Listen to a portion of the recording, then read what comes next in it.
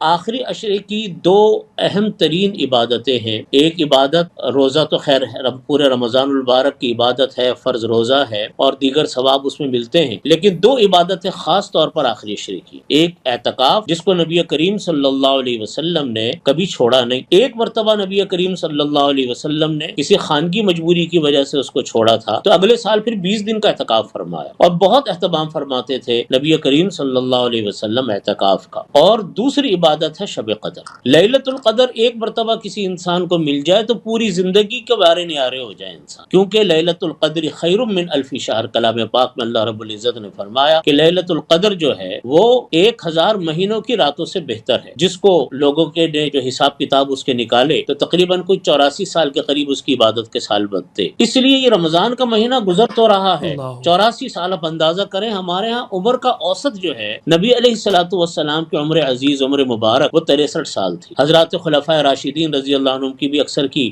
عمر اس کے آس پاس تھی. تو کسی انسان کو لیلۃ القدر اگر مل جاتی ہے تو آپ سمجھ لیجئے کہ اس کی تو ایک پوری زندگی اللہ تعالیٰ نے عبادت میں لگا دی. بس اتنی بات ہے کہ وہ رات ہماری خیریت سے گزرے، اللہ کی نزدیک اللہ کے ہاں مقبول رات گزرے اور وہ وقت ہمارا کام میں لگ جائے.